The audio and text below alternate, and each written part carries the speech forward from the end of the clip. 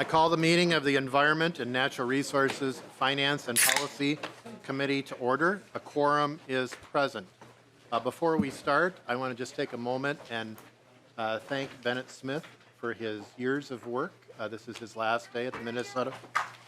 This is the last day of the Bennett's work at the Minnesota House. So we want to thank Bennett Smith for his work and wish him well in the future.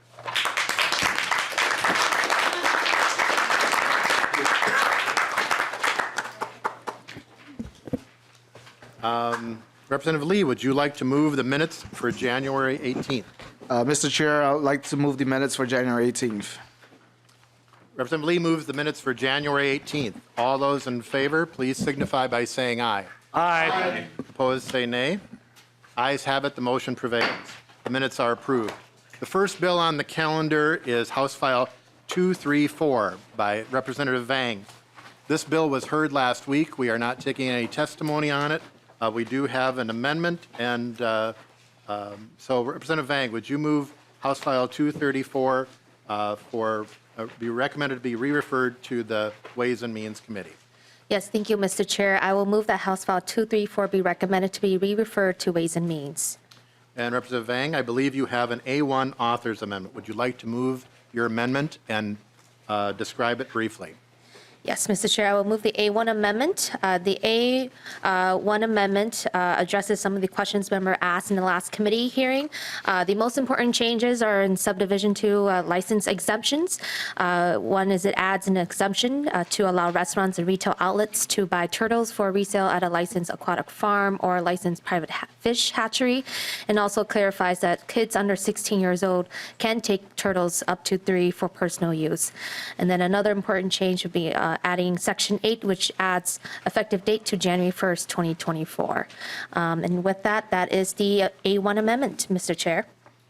Are there any questions to the A1 amendment? Any questions? All those in favor say aye. Aye. Opposed say nay. Ayes have it. The amendment is adopted. Representative Vang, to your bill as amended. Thank you, Mr. Chair. I think today is a good day for turtles. We've been talking a lot about this for a couple of years, and we had a good hearing, so I appreciate members of the committee's support. And with that, I move that the motion, House File 234, as amended, be recommended to be re-referred to Ways and Means. Members, any final questions?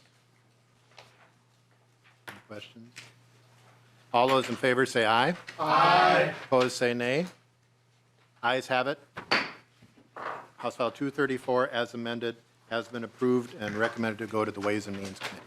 Thank you, Representative Vang. Next up will be House File 389, and that is mine. Representative, would you take this, please?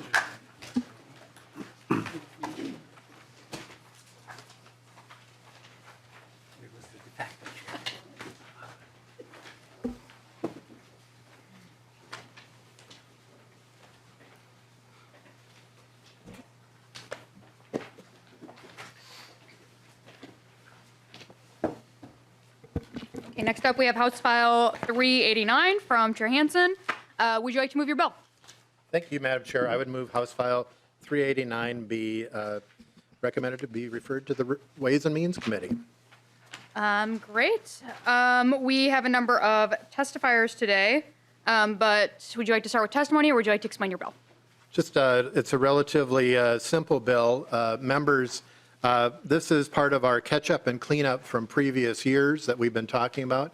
The lottery in lieu tax was allocated in the late 90s and early 2000s. Originally at 97% of that tax went 50% to the Heritage Enhancement Account, 22.5% to state parks and trails, 22.5% to metropolitan parks and trails, 3% for local trail grants, and 2% for zoos. During the budget crisis of the early 2000s, that was reduced to 72.43%. What this bill does is restores it back to the 97 and a little further to 99%. You have in your file the fiscal note that shows how much money would be raised. It would cost the general fund $11.990 million in 2024, and that would be allocated to the percentages that I just described. So we're not changing the allocation of where it goes. We're changing the amount that is sent to those allocations. And those allocations have to be made by the legislature. So it's not a grant process. We would have to appropriate those each biennium on where they go. So that is the bill, and there are many testifiers and letters, so we might as well start with those. Madam Chair. Great. Thank you, Representative Hansen. First on my list is Brian Rice from the Minneapolis Park and Recreation Board. Thank you, Madam Chair. My name Welcome to is the Brian committee. Rice. State your name. My name is Proceed. Brian Rice. I'm an attorney in Minneapolis, and I'm here today representing the Minneapolis Park and Recreation Board. And I might say thank you very much to the legislature. In 1883, 140 years ago, this legislature created the Minneapolis Park and Recreation Board to create parks in and adjacent to the city of Minneapolis, and we've greatly benefited by everything this legislature has done, including this bill. As you notice, the bill is actually pretty simple. If you just look on page 3, line 1, there's just one change in it, and it's simply a formula change. And as Representative Hansen explained, I'll just give a quick history back on this. In 1988, when the legislature authorized the lottery amendment, they said it was going to be dedicated to funding environmental needs, and as part of the legislation that passed that put that measure on the ballot, the legislature created Chapter 116P, which established the Environmental Natural Resource Trust Fund, to say how those dollars would be used. As part of the enactment of the lottery, on every time you buy a lottery ticket, there's a tax in lieu of a sales tax that gets paid to the originally gets paid to the state, and from that allocation in this chapter 297A, a percentage of that tax is dedicated to these environmental purposes. One is the Heritage Enhancement Account in the Game and Fish Fund. That's 50% of the money. If you look on page 3.4 of these sales tax proceeds goes to the Heritage Enhancement Account in the Game and Fish Fund that can only be spent to improve, enhance, protect fish and wildlife resources, conservation, restoration, enhancement land. 3.8 is 22.5 goes to the Natural Resources Fund and may be only spent on state parks and trails. 3.10 is 22.5% are deposited in the Natural Resource Fund and spent on metropolitan grants and trails. Then 3% is spent for local trail grants, and 2% are spent on the 3 zoos in the state. This amendment may sound familiar because it's really the precursor of the legacy amendment that Senator Lessard worked on. Starting after the 1998 when they passed the constitutional amendment to hunt and fish.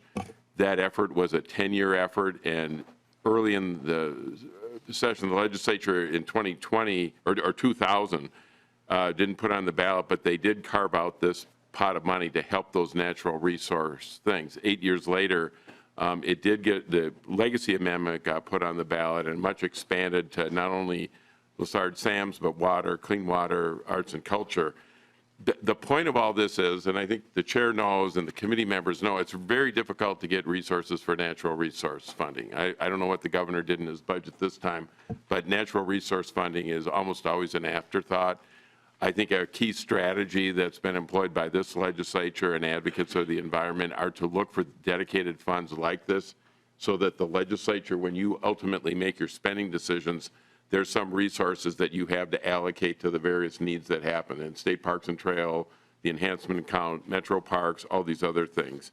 And as Representative Hansen said, we were successful in 2000, but in a very short period of time because, you know, there was the budget crisis in the early 2000s.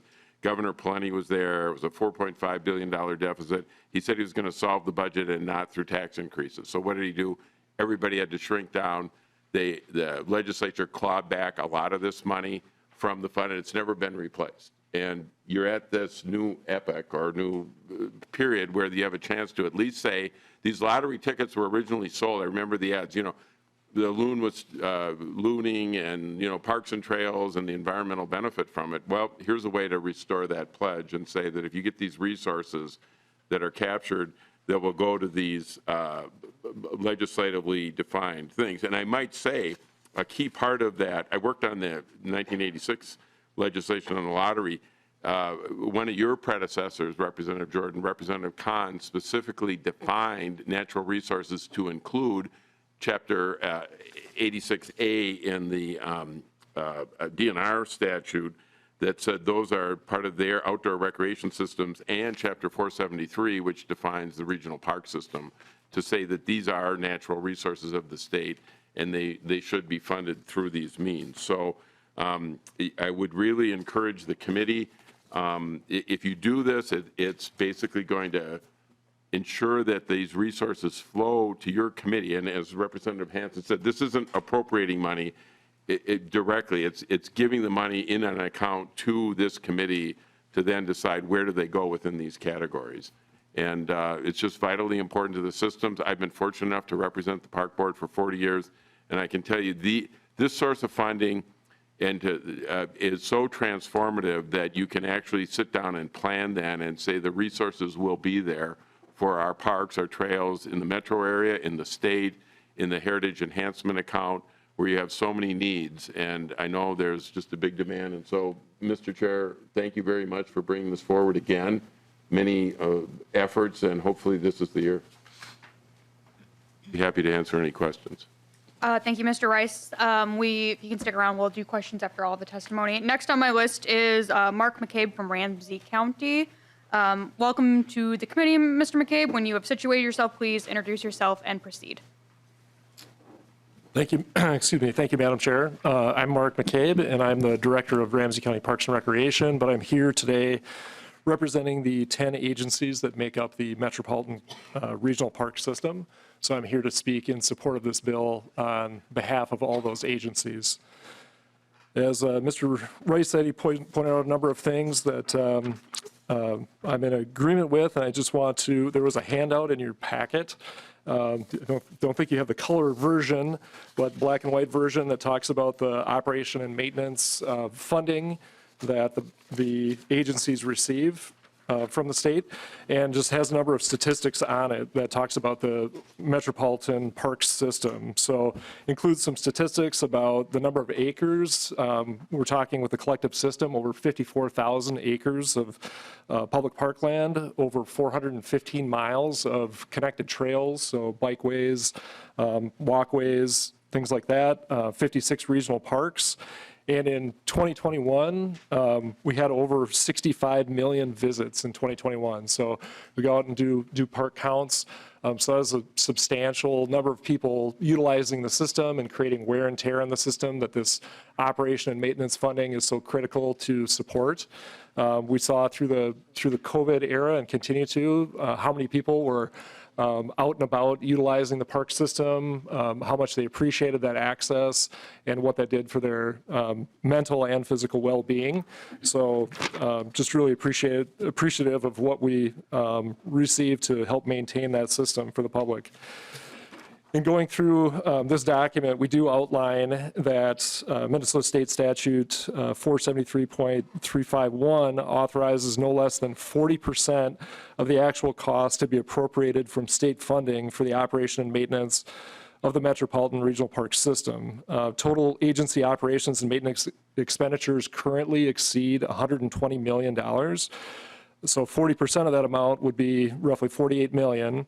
The regional park system currently receives approximately $10 million, which is around 9% of the operations and maintenance. So from the 40% in the state statute, we're receiving about 9% of the funding necessary for operations and maintenance costs. The regional park implementing agencies have to pick up a big portion of the state's share, and when the agencies aren't able to do that, they're not able to adequately maintain the parks and trails, quality of the system goes down, as does our visitor satisfaction. So passing this bill will provide approximately $2.6 million additional dollars to the regional park system for operation and maintenance funding, which makes some progress toward that goal and just helps ensure that we can adequately maintain maintain the system. So we really appreciate your consideration of support of this bill to help maintain the system for all users to enjoy. Thank you. Thank you, Mr. McCabe. Next on my list is Brad Gausman from the Minnesota Conservation Federation. Mr. Gausman, please come down, introduce yourself, correct my pronunciation of your name if you're here. There you are. And proceed with your testimony.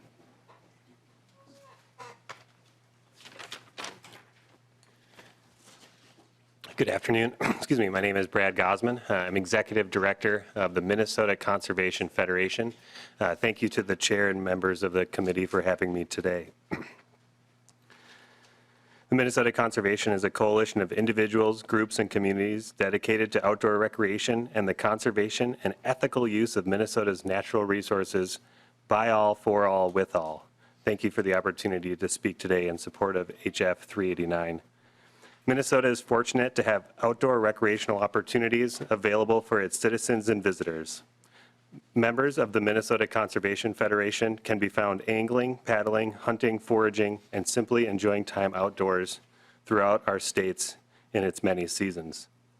The access to and quality of the experiences to be had in Minnesota's outdoors is not a coincidence. It is the result of generations of planning and stewardship that includes the development of dedicated sources for conservation funding. The lottery and lieu sales tax passed by the Minnesota legislature in 2000 represents one of the mechanisms developed to fund conservation in Minnesota. This in lieu of sales tax, collected from the sale of lottery tickets, was intended to establish the Heritage Enhancement Account, among others, within the Minnesota DNR Game and Fish Fund. If you hunt, fish, access streams for paddling, or desire to see our state's game and fish laws enforced, then the funding of the Minnesota DNR Game and Fish Fund is important to you. The time is now to restore the lottery and lieu funds to conservation as they were originally intended, so that future generations of outdoor enthusiasts can enjoy the same opportunities to access quality outdoor experiences as we do today. Thank you very much. Thank you for your testimony. Next on my list is Ms. Renee Matson from the Greater Minnesota Regional Parks and Trails Commission.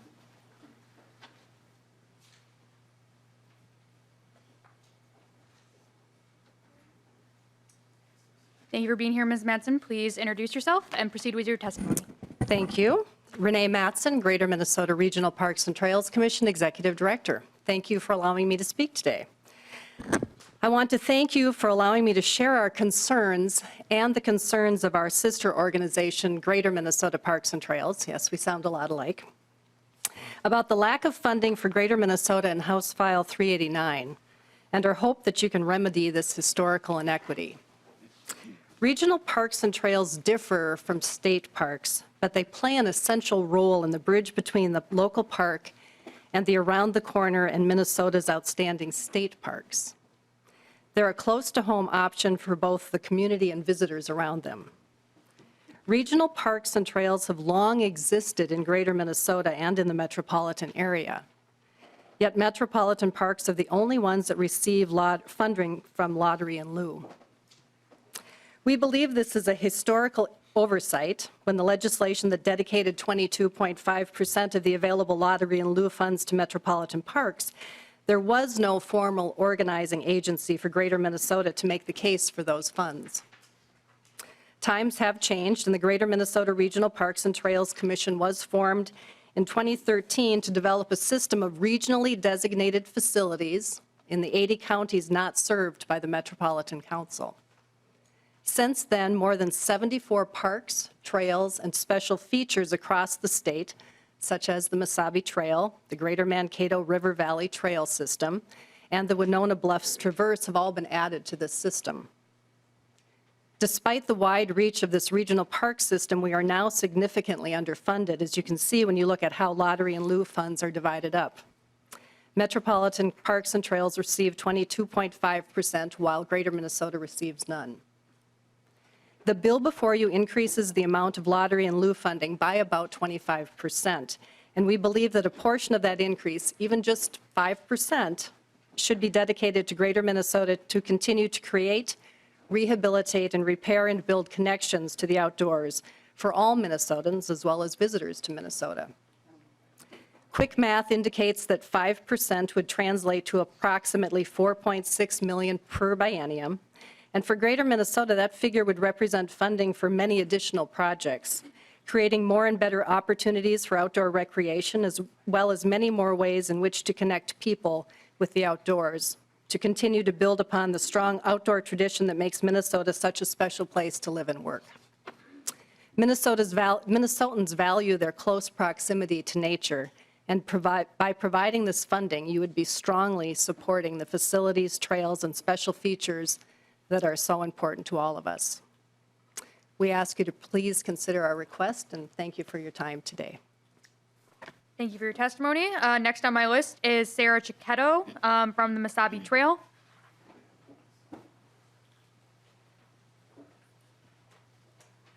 Please introduce yourself to the committee and then proceed with your testimony. Thank you, Madam Chair. My name is Sarah Chiquetto, and I am the Deputy Director of the St. Louis and Lake Counties Regional Railroad Authority. I'm here today in support of House File 389, Lottery in Lieu. Besides owning and maintaining the Lakefront Line Railroad that runs from Duluth to Two Harbors, this rail authority has also proudly built and now maintains the Mesabi Trail, a paved bike trail that extends from the Mississippi River in Grand Rapids to the gateway of the Boundary Waters in Ely.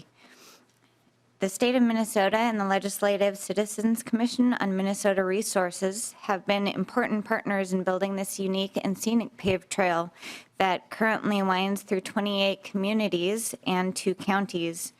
To date, 156 miles of this trail are paved and finished. By the end of 2024, we expect that the main planned route of the Mesabi Trail will be fully complete, covering a total distance of 162 miles, being one of the longest paved bike trails in the state, if not the country. After that, we will move on to developing spur routes to connect additional communities in the area to our trail. While this trail is not a state-designated trail sponsored by the DNR, we have benefited from your support, and we wholeheartedly support Lottery in Lieu and House File 389, a bill that would bring more funding to state DNR parks and trails in the metro area. In our experience, people now, especially post-pandemic, are taking advantage of the opportunities that parks and trails provide to get outdoors, and to that end, the Mesabi Trail has seen a significant increase in users in the past year. As technology advances, the need for access to parks and trails increases. So while we may not be eligible for most of the increased funds, we still support these efforts because parks and trails benefit all Minnesotans, including our trail guests, and promotes healthier lifestyles. The legislature and you, Madam Chair, have been thoughtful in your approach to providing these resources. Minnesotans have a great respect for the outdoors and for recreational opportunities, whether that means boats, snowmobiles, and ATVs, or bikes, hiking, and camping in both the metro area and greater Minnesota. When opportunity arises, we should all collectively support these good works because our fellow citizens applaud them, use them, and we all benefit from them. On behalf of the Mesabi Trail, we support House File 389. Thank you. Thank you. And then last on my list, I have Eli Mansfield from Backcountry Hunters and Anglers, and then we will go to member questions.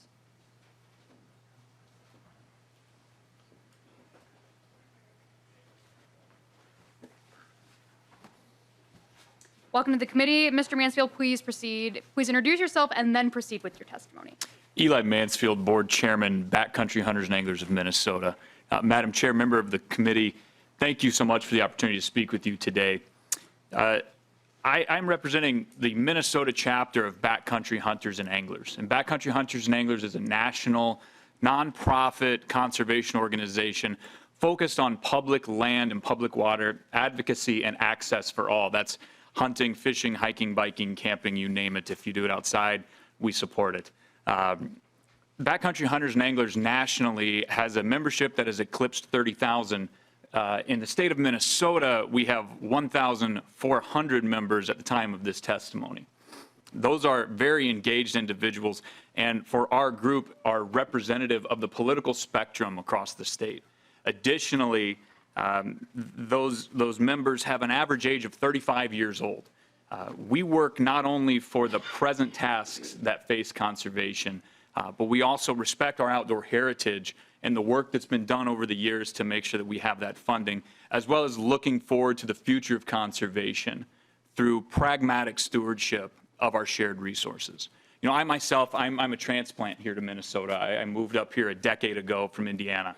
I came to study at the University of Minnesota and get my master's degree in public health.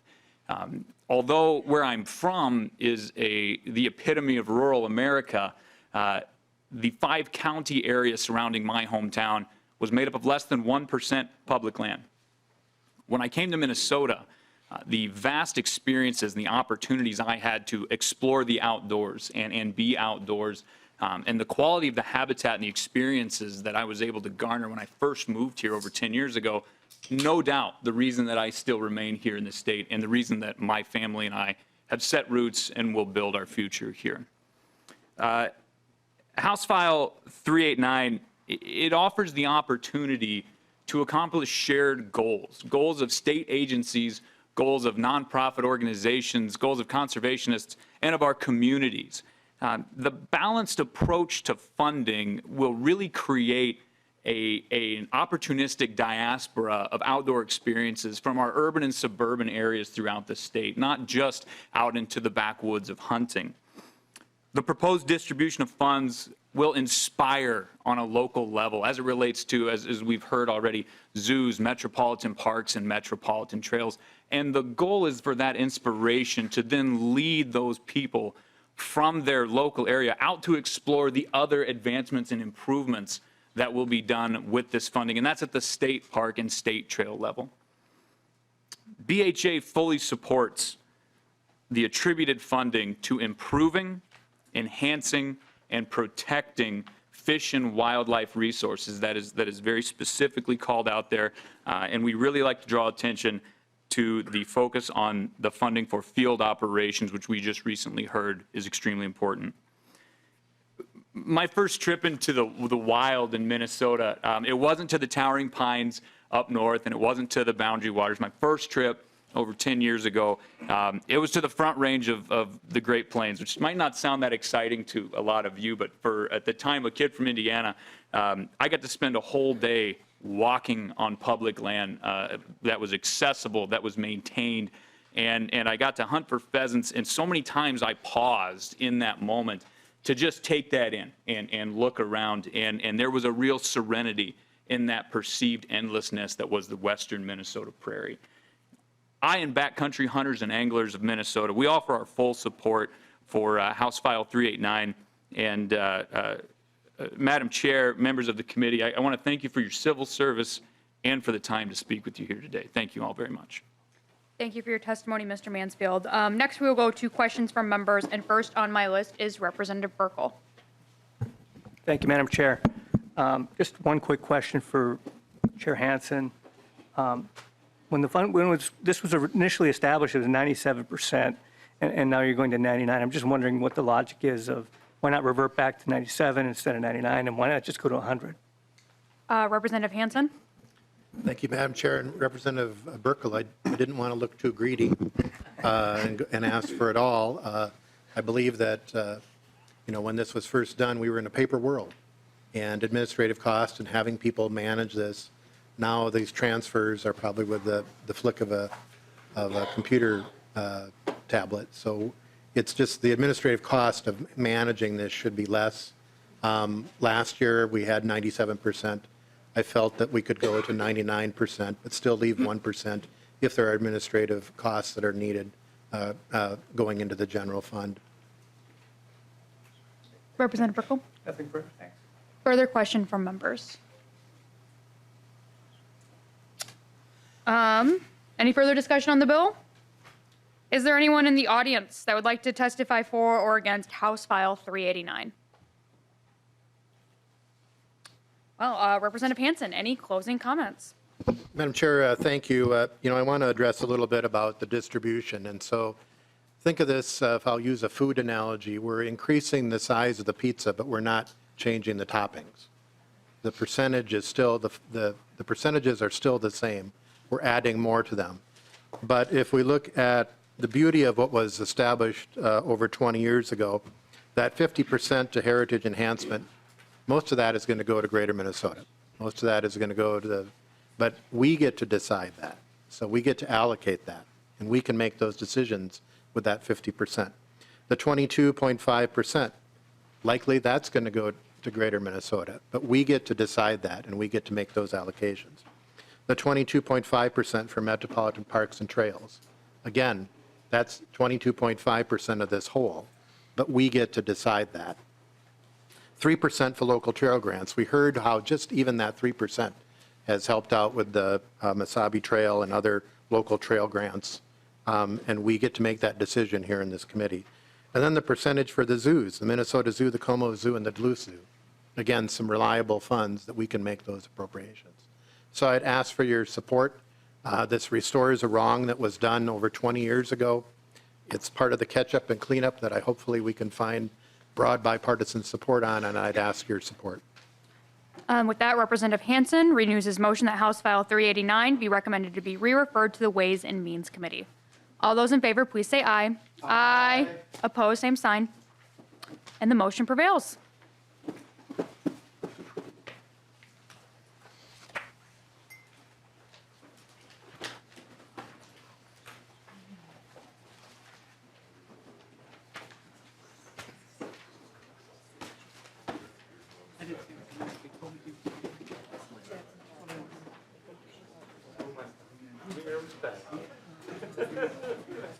Members in the audience, we're going to recess for about 5 minutes while the author is coming from another committee. So we're in recess for 5 minutes.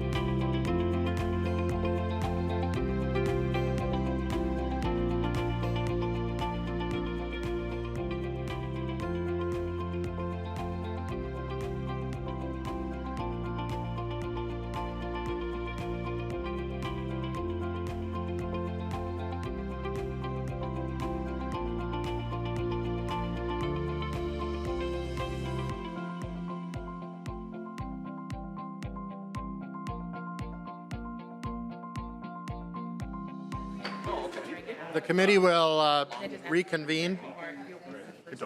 Members, we have House File 100 in front of us. Representative Stephenson, welcome to the committee.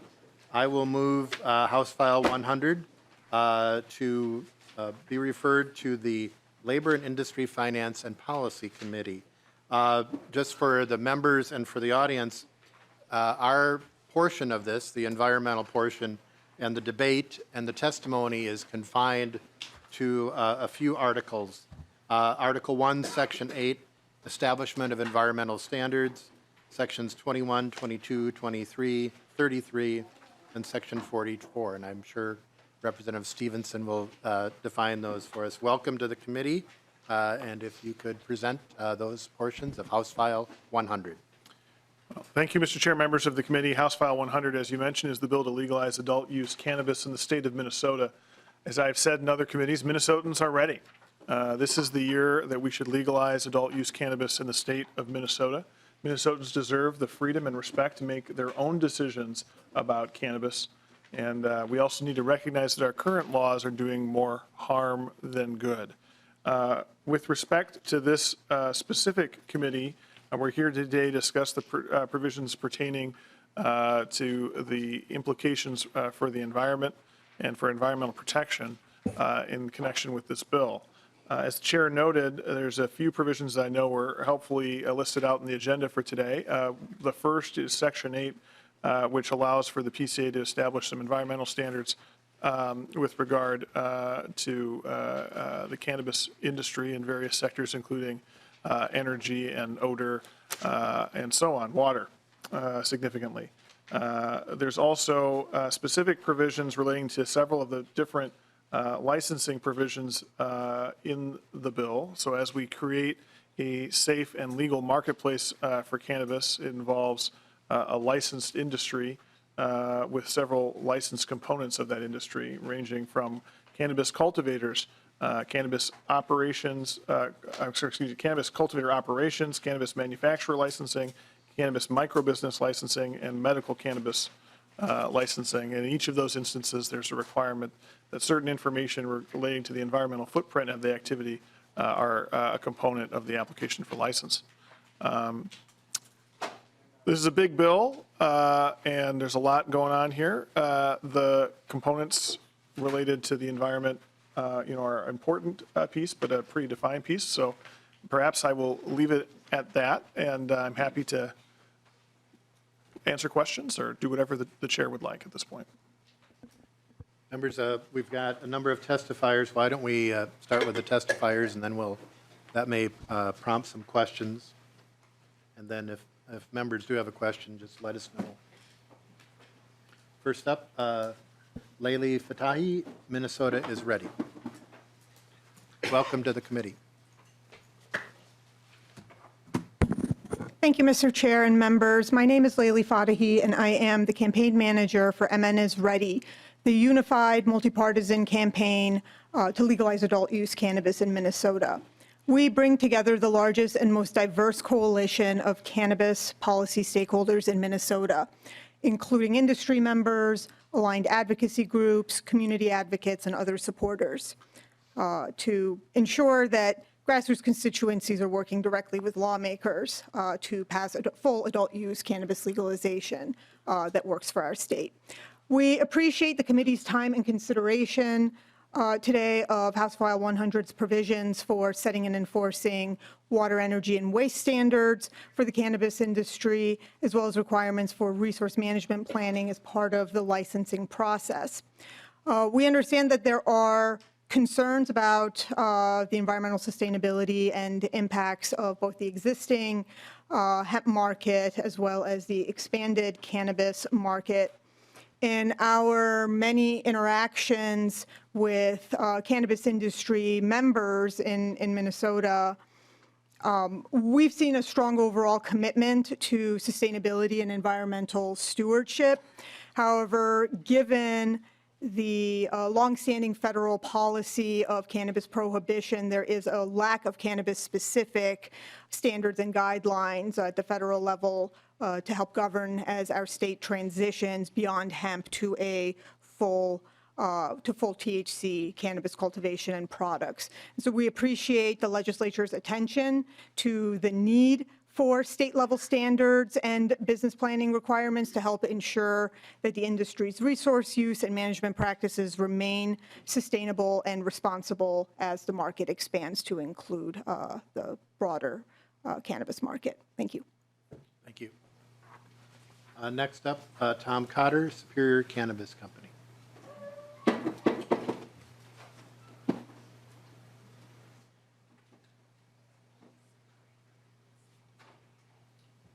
Tom Cotter, Superior Cannabis Company. Next up, Nate Atkins, Libertarian Party of Minnesota.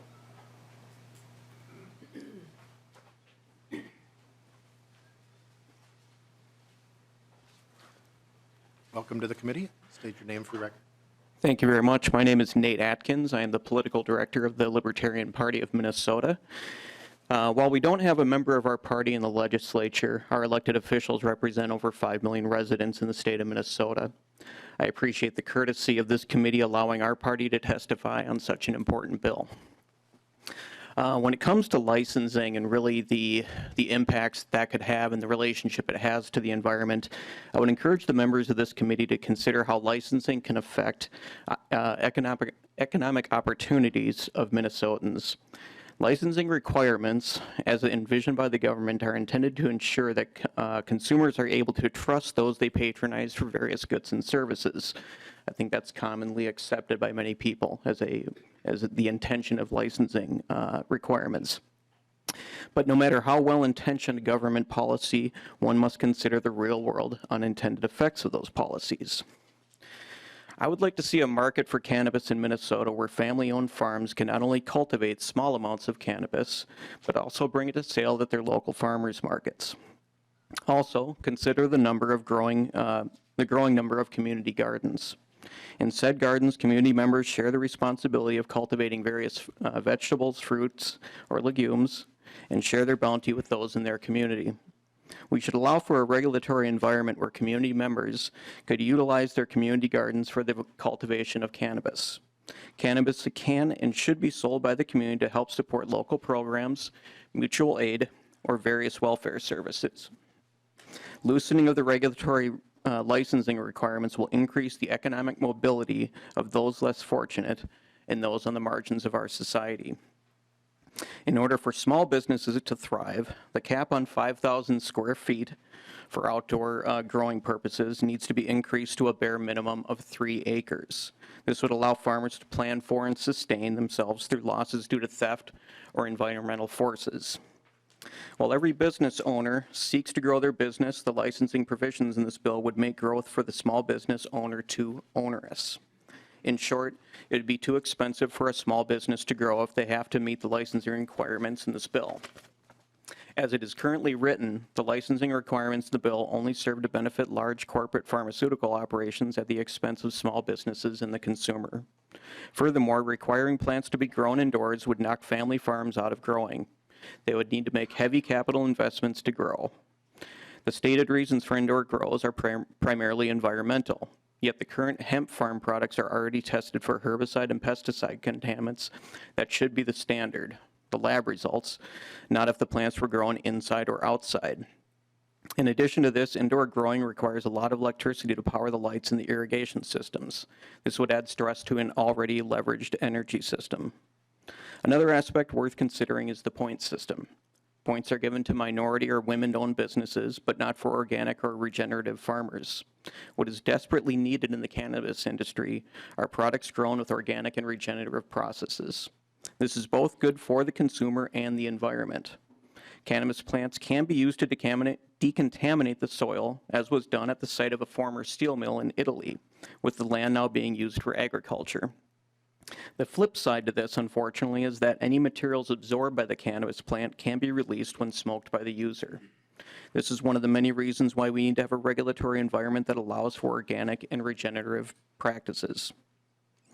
I previously mentioned the idea that licensing allows for consumers to trust the producers they are interacting with. Ask any member of a farmer's market what the most significant form of regulatory licensing is, and they will tell you it's trust, plain and simple. A farmer's market operates off of trust between consumers and producers. And in smaller community-centric farmers markets, which many of them are, trust is the currency with which they operate. While I can understand the desire to ensure this trust and safety for your constituents, what I hope is that you will consider trusting the people of Minnesota. I believe that all Minnesotans want what is best for their communities and that they should be trusted. We consider this the official position of the Libertarian Party on Article 1 of HF 100. Thank you for your time. Thank you. Elena Niehoff.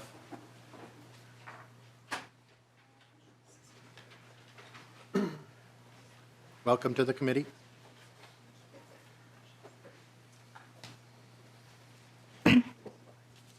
Mr. Chair and members of the committee, my name is Elena Niehoff. I am a registered nurse from Rochester, Minnesota. I'm testifying in objection of Bill HF 100. I would like to express my deepest concern and sorrow caused by the action of Democrat majority in the House. This bill targets young and immature people and will cause the grief to many parents and the grandparents. Please connect the dots and try to see the bigger picture here. Our country has open borders.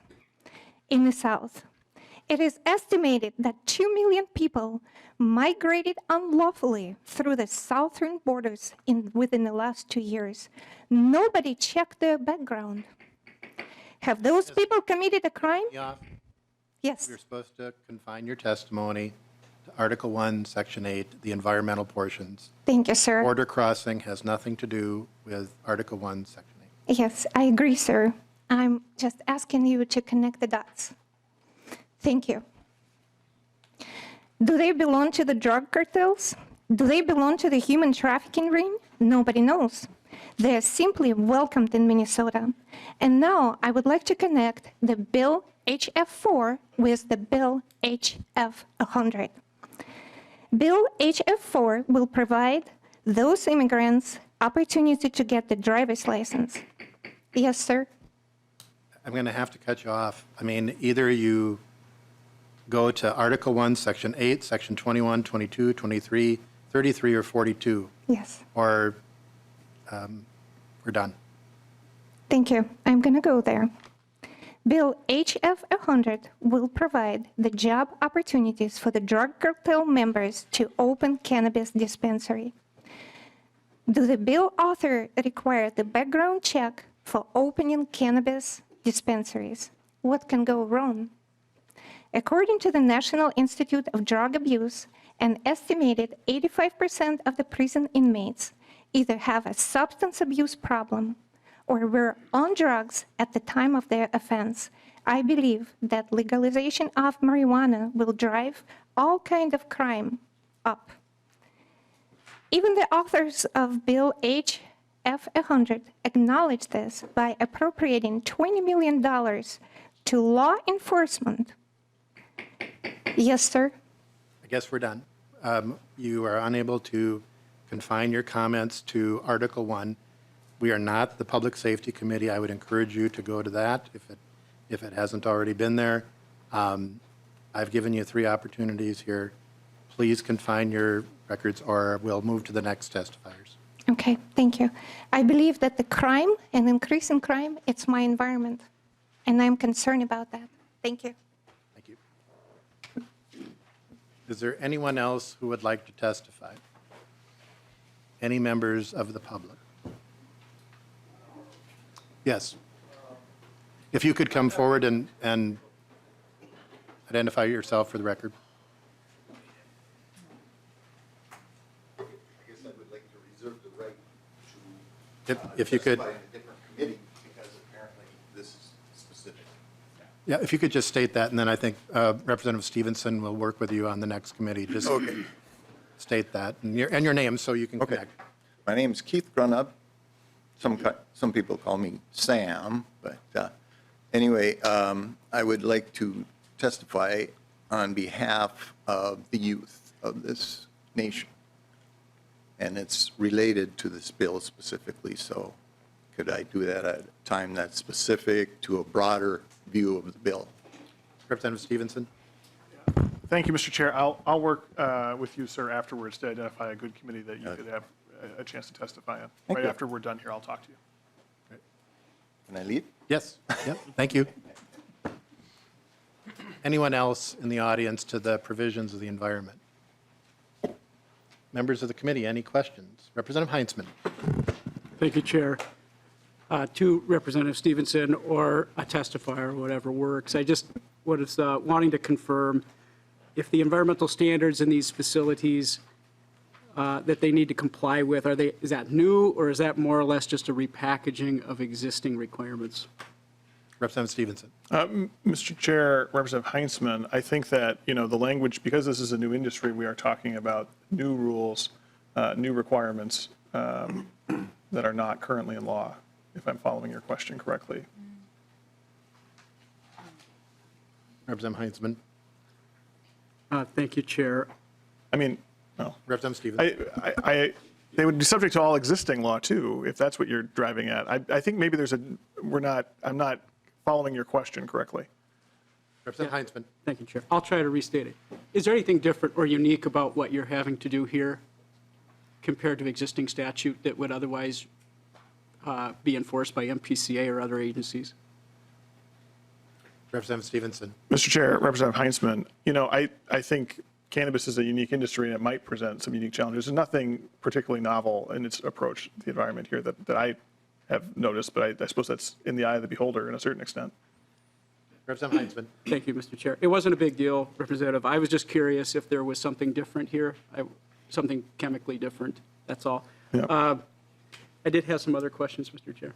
Okay. I see Representative Gilman has a question. Do you want to? You can go.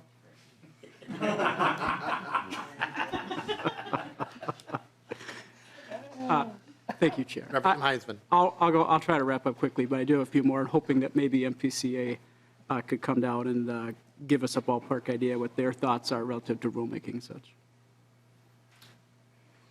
We have Minnesota Pollution Control Agency, Mr. Johnson. You want to identify yourself for the record and back to Representative Heinzman. Thank you, Mr. Chair and members. Tom Johnson, Government Relations Director for the Minnesota Pollution Control Agency. Representative Heinzman. Thank you, Chair. Couple things. Just first of all, could we just get confirmation from you that the dollars that are appropriated to the agency are going to cover the costs associated with the additional responsibilities that the agency will have? That's correct, Representative and Mr. Chair. Mr. Chair, thank you. And I think that we provided some updated numbers to MMB. We might also provide those to the author, but they would be very small changes just related to the change in FTE that's happened for increased costs that the agency has identified. So, Representative Heinzman. Thank you, Chair. I just wanted to confirm that. I appreciate that. I also was hoping that maybe Colonel Rodman Smith could also testify to that question specific to his jurisdictional area. Colonel Smith, Department of Natural Resources.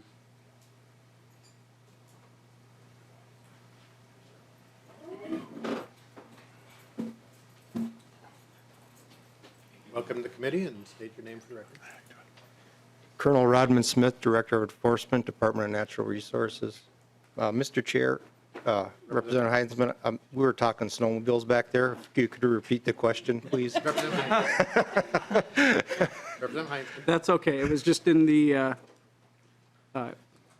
just trying to use time as best I could. I was just trying to confirm with MPCA minutes ago that the appropriation that would cover the costs of their effort was satisfactory, and just wanted to do that.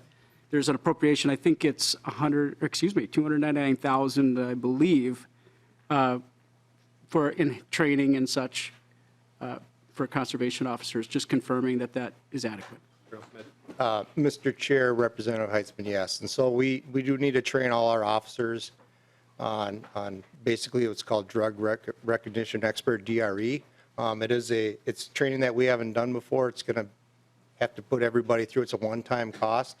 And we've worked through that process, and that's what it'll cost to get our people up to speed so that they can detect impaired operators on on either snowmobiles, ATVs, watercraft, or whatnot. So it's a little bit different than alcohol. It takes a little bit more training to be able to recognize that in the field, and so that's why that cost is a little higher.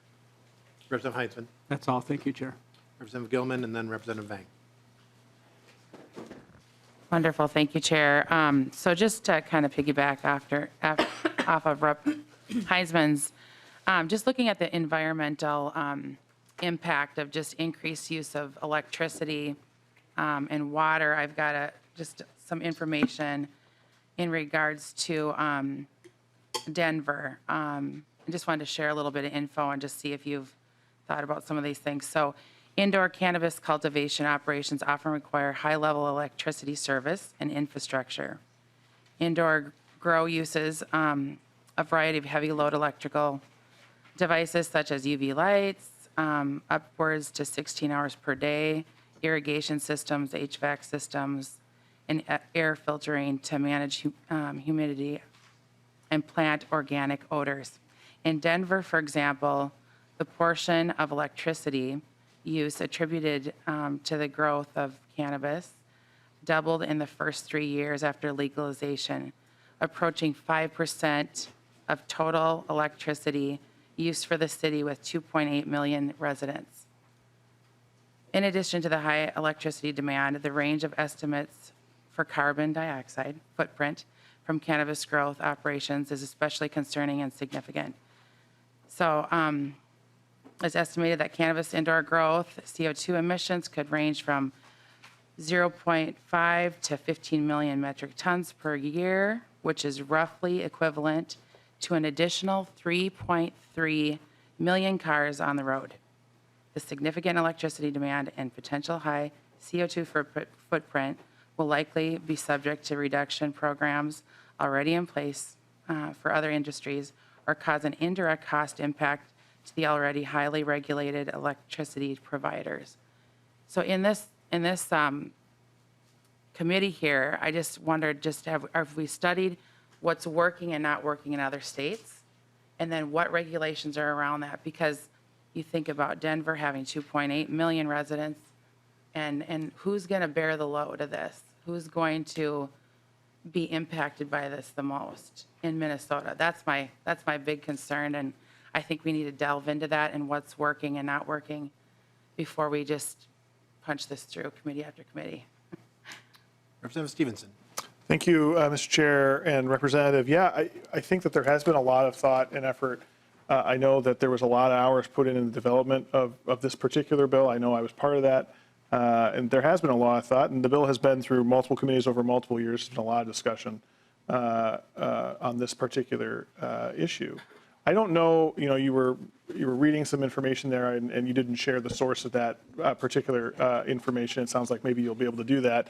I have heard conflicting information about increases in energy from other places. I actually just looked into this because someone asked me about this in an earlier conversation today, and found a study showed an increase of 3% of electrical consumption in Seattle when they did legalization. And when you're getting down to a 3% increase as opposed to the very significant increase that you were suggesting, you I'll start to wonder about methodology and otherwise. In terms of who's going to, bear the cost of that, I mean, I'm not sure if this is what you're driving at, but obviously these are consumers of electricity.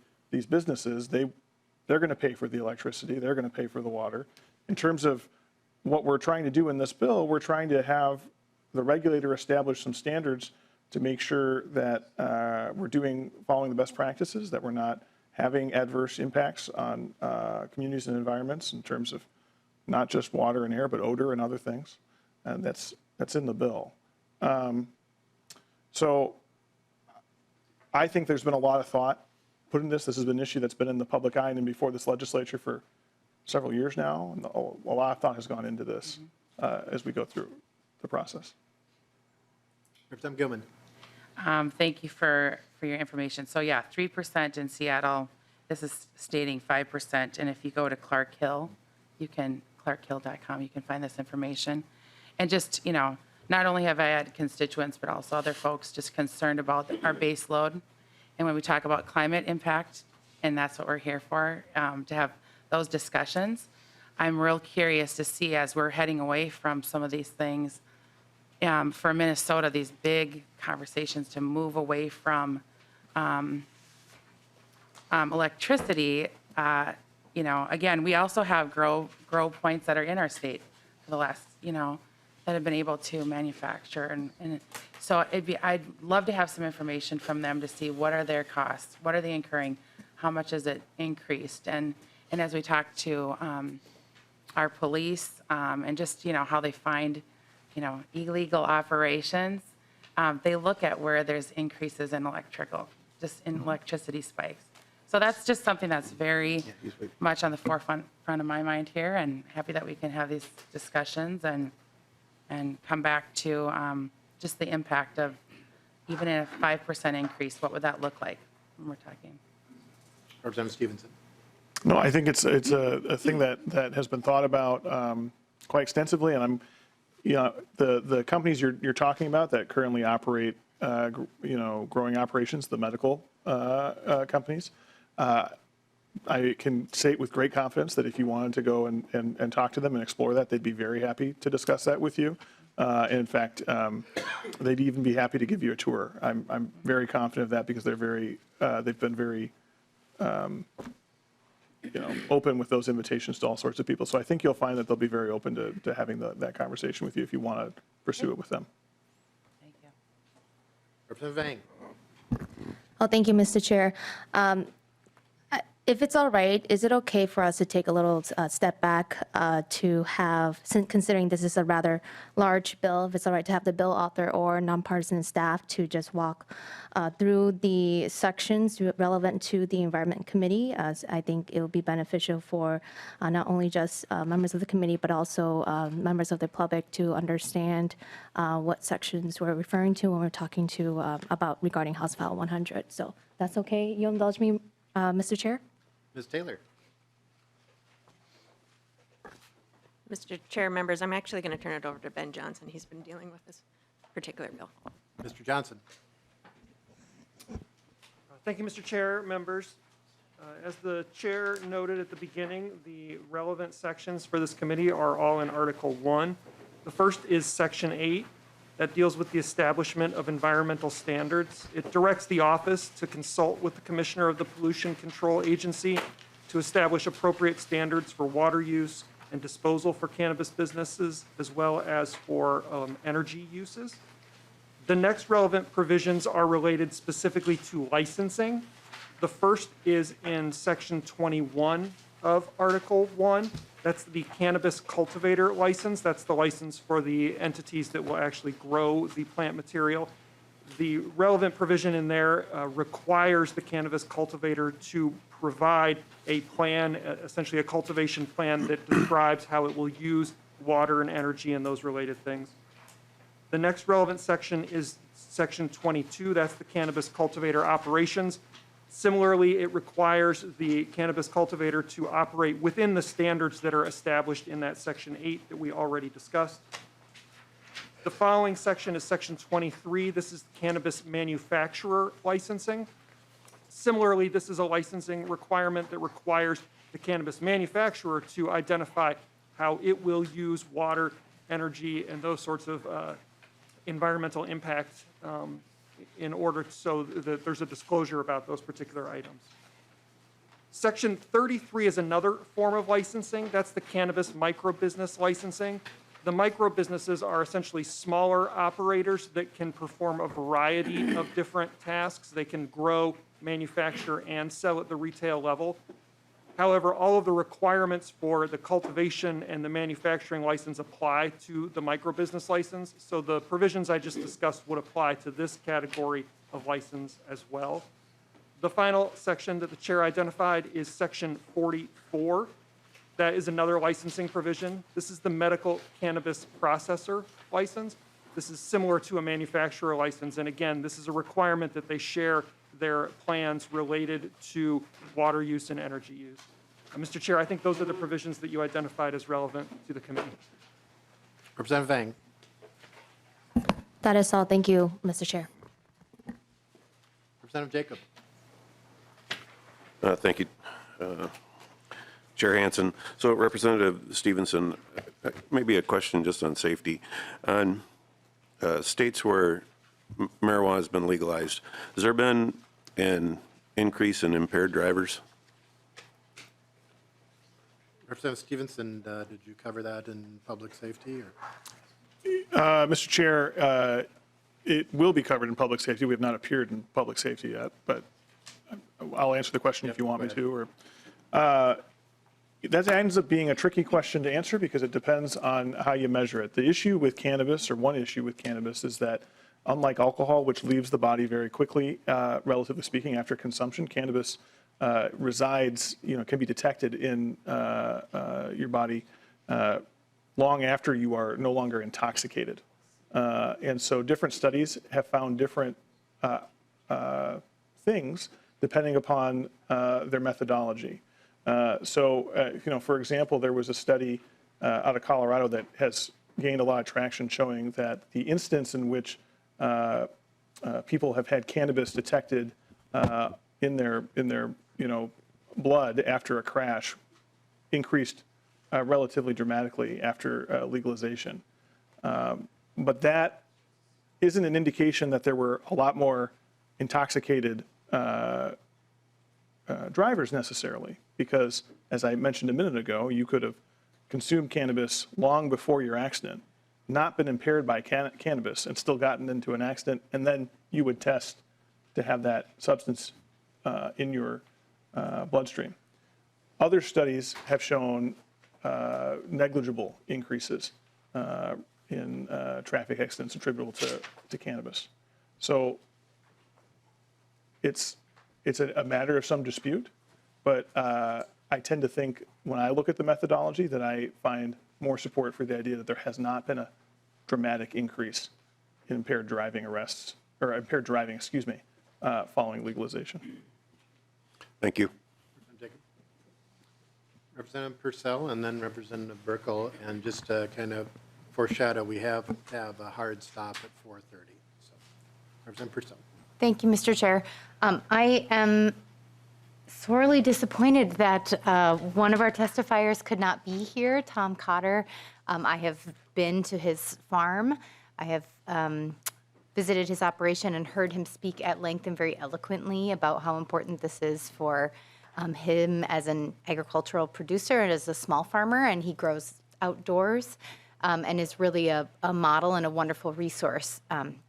I believe he grows for CBD, so it's a little different thing. It's a different strain and type of plant, but I have learned a lot from him, so it's unfortunate he couldn't be here, but I'm sure he would be a great a great resource for us to ask the environmental questions that we have. That's all I have. Representative Stephenson. I think that, I don't know if I have anything to add to that. Sounds like a wonderful individual. I wish he could be here, and maybe he'll be available when we come to the Ag Committee. Representative Burkle. Thank you, Mr. Chair. Representative Stephenson, I'm curious, the original bill that we've read the last couple of years had a provision that included something to the effect, and I'll try and keep this pertinent to the environment conversation we're having, but something to the effect that electric vehicles were the only way to transport cannabis products. And I'm curious why that would be taken out if the purpose is environmental stewardship. Representative Stephenson. As we reviewed the bill and tried to streamline it, that was a provision that we thought that we could accomplish some of the environmental goals without being quite so prescriptive. Representative Burkle. Nothing further, thanks. Representative Lee. Thank you, Mr. Chair. And just a comment to Chair Stephenson. I really appreciate the path forward for you and having the agencies consult with each other on these standards. I would encourage, if possible, for us to clearly define for the agencies to do outreach to, some of the targeted folks that you are, focusing on for social equity, so that maybe, a small business of color or business from disadvantaged communities actually, could have input into this as we move forward. And so I really appreciate you having that focus on equity. And so I would encourage you as you move forward to use that equity lens and then put it into the standards too.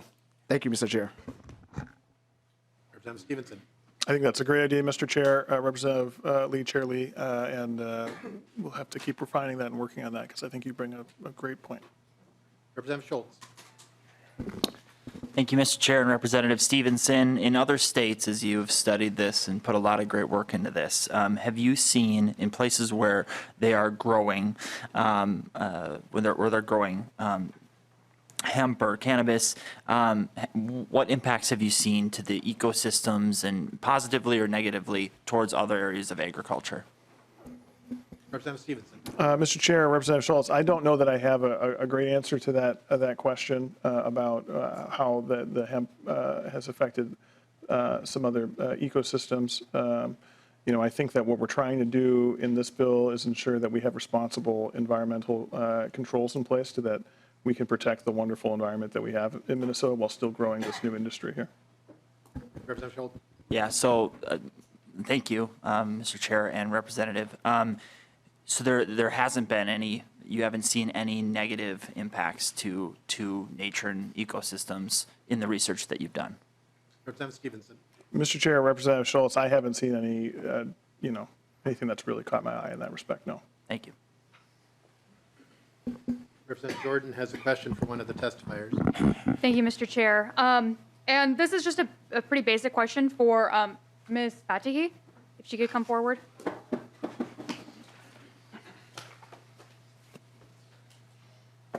Representative Jordan. Thank you, Mr. Chair. And this is a basic question about how cannabis is produced and grown. I know there are, and we have different processes laid out in this bill about the difference of growing cannabis indoors versus out of doors. What effect does growing this plant indoors versus out of doors have on the product, and why are there such different regulations surrounding the two different methods of growing this plant? Ms. Fahati. Thank you, Mr. Chair and members, Representative Jordan. There are different processes, and I'd be happy to get some additional clarification from all of you from some of our agricultural experts. But in terms of the usage of resources and the planning around them, I mean, they're fundamentally different. When you're growing the plant outdoor, it's in situ. The water management practices are different. The application of agricultural chemicals presumably would be different. And if you are doing it in an indoor environment, then your energy usages may be different, and your ability to whether it's an open system or a closed system, I imagine, those would make fundamentally big differences in terms of, as a business, how you are planning and what kind of environmental externalities there are and where you can remediate and all sorts of things. Representative Jordan. Thank you, Mr. Chair. And does growing a plant indoor or outdoors have an effect on the product and the uses for the raw flower that is, or other cannabis-derived products differ based on the method in which the plant is grown? Ms. Fahati. Yeah, I mean, this is the cultivation of cannabis as someone who is not a cannabis cultivator but has been spending a lot of time with them over the last 5 years.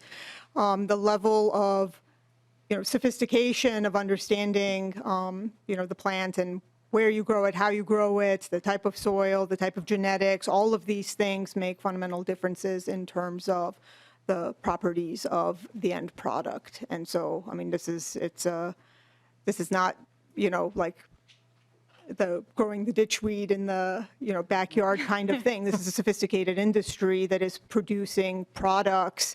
Increasingly, one of the things that we hear from the cultivators is that they're not, when they're growing these plants and making their decisions about these kinds of things, it's not with an eye for even getting people intoxicated. Increasingly, it has to do with what are the type of cannabinoids and the different levels in them and things like that, so that consumers have a broader range of options based on those effects beyond just intoxication.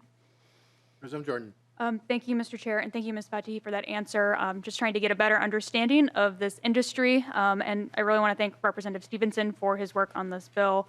This is something that's very important to my constituents and myself, and I'm happy to support the bill and work with you to ensure that it's the best bill in the country going forward. Thank you. Representative Scraba. Thank you, Chairman. Representative Stephenson, I'm curious, the size of the outdoor fields, are we looking at 40 acres, 160 acres? Is there a limit? Or I think Representative Schultz I started thinking, I'm a pheasant hunter and I walk through corn. You know, in the future, am I going to be walking through fields of this, or what am I looking at, or what are we seeing? Thank you. Representative Stephenson. Mr. Chair, Representative Scriba, you know, the focus of the bill has really been to encourage small operators as opposed to large, significant operators. There are limits in the bill. I maybe would direct the question to Mr. Johnson, if you could speak to the limits specifically with regard to the cultivators. Mr. Johnson. Mr. Chair, members, there are 3 categories of cultivation license. The smallest is the micro business that I mentioned earlier. It's measured by plant canopy, and it's 5,000 square feet of plant canopy. The office does have the flexibility to extend that and make it up to 10,000 square feet, but it starts out at the 5,000 square feet limit. The next is the craft cultivator level, and that begins at 10,000 square feet. Up to 10,000 square feet. Again, the office has some flexibility there and can extend that up to 15,000 square feet. The largest is what's called a bulk cultivator license, and that can be up to 30,000 feet of plant canopy. There is the ability to have multiple licenses at the discretion of the office. So if the office determined that it was appropriate or necessary, a single entity could have multiple of those licenses and potentially be larger, but that's not how the bill is intended and drafted initially. The office is also given direction to begin by issuing the smaller level licenses and to only issue those bulk licenses if needed to produce the sufficient supply for the state. Yes, thank you. Thank you, Mr. Chair. Thank you.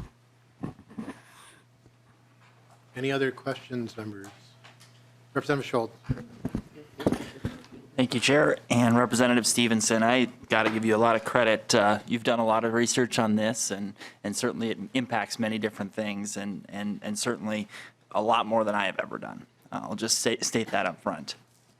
So as we're considering land use, water use, impacts to ecosystems, my initial research and the work that I've done is just suggesting that, you know, that there are land use concerns, specifically as it relates to things like pesticides and things used to treat hemp, cannabis, and along those lines. Have you done research into that, and how does this bill directly impact that as it relates to growers here in Minnesota? Representative Stephenson. Mr. Chair and Representative, you know, as I said, we've taken a pretty comprehensive approach in this bill. We've tried to institute the protections necessary to make sure that the cannabis industry can operate in a responsible way, in a legal way, in a safe way that doesn't unduly burden anybody else. There are provisions governing the specific requirements that cultivators have to follow. And I maybe will ask Mr. Johnson if he wants to add anything to that in terms of the specifics with regard to what Mr. Schultz had asked about. Mr. Johnson. Representative Schultz, excuse me. Mr. Chair, members, I can very briefly say that because it is not recognized as legal at the federal level, there are no federally approved pesticides at this point for growing cannabis. The bill does, however, authorize the office to identify appropriate pesticides and set those limits, again, based on the decisions that the office makes, based on the best practices and the information that the office receives. And then any pesticides that would potentially be approved for use would have to be disclosed to the testing facilities, and it would be tested for any residual pesticide in any, both the flower, the plant material, and any products made from that flower. And Representative Schultz, I believe the bill is going to the Ag Committee. There are some cross jurisdictions with pesticides, but Chair Vang, I see is nodding her head, and there will probably be a fuller discussion there. But It seems, yeah, thank you, Mr. Chair. It seems like a very worthwhile discussion, given especially where it stands on the federal level, right? Meaning Minnesota might have to take more of a leading role. And it sounds like some of those conversations are being had. Like I mentioned, I'm in no way an expert in this space, but it's also important, right? Important for our water, important for the ground. And so I'd like that to be a part of your future discussions on this bill. And further, the other thing that I read is that this type of growing is pretty significant towards water use. Water use is a big deal for the farmers in my district, and the DNR certainly has a lot to play there. So do we have additional concerns around the amount of water that will be used through the growing of these plants? Representative Stephenson. Mr. Chair and Representative Schultz, yeah, there are requirements in the bill, as have been mentioned, I did at the beginning, Mr. Johnson did in the walkthrough, that water regulations would be addressed. And again, I go back to the starting principle that we want to do this in a way that is responsible, safe, protects the environment, doesn't unduly burden neighbors. I'd also note that this is probably an area where there is at least some benefit as to Vice Chair Jordan's comments about indoor growing, where you can use the really specific, measurements of water. I'm blanking on the word, but microdose, I guess maybe. Sure. the water into the plant, and actually in some of the operations that I've toured, they have very specific ways that are able to really limit the amount of water that is consumed. Yeah, Chair Hansen and Representative Stephenson, what's been interesting is to see that as it's happened in other states, it appears like they're almost guiding the conversation, especially in more arid climates, towards indoor growing rather than, but in Minnesota, we don't necessarily find ourselves in that place. So I'll be interested to see how this conversation develops here in the future, and certainly something we need to consider the right policy. Thank you. Representative Stephenson, I have a question on page 25. In lines 25.9 through 25.19. I seem to have lost the page that I had open. Just one second, Mr. Chair. No, I have it on my, I just closed the tab, I think, accidentally. 25, you said. So this is relating to odor, and the office, by rule, must establish appropriate standards and requirements to limit odors produced by the cannabis business. If you could maybe just elaborate on that. Well, thank you, Mr. Chair and members of the committee. As I have said a few different times, I think that, one of the goals of this bill is to have a legal cannabis business, but one that operates responsibly, safely, without undue impact on neighbors. And we know that this is a concern that people have had about odor, and so we are giving the Cannabis Management Agency the tools that it needs in order to regulate that and make sure that we have some controls in place on odor. Thank you, Representative Stephenson. I like that you got that on the record, because I will use that as a precedent for other odor regulations that we will be bringing forward in this committee this year. Anything else? Anything else? Representative Stephenson, to close. Thank you, Mr. Chair. Thank you, members of the committee, for this great discussion today. I know many of you have already seen this bill in a different committee, and the rest of you will see it in another committee. I'm very confident. We have 11 more to go. So thanks for the discussion. I ask for a yes vote. I will renew my motion that House File 100 be recommended to be re-referred to the Labor and Industry, Finance, and Policy Committee. All those in favor say aye. Aye. All those opposed, no. No. Motion prevails. The motion is adopted. We are adjourned.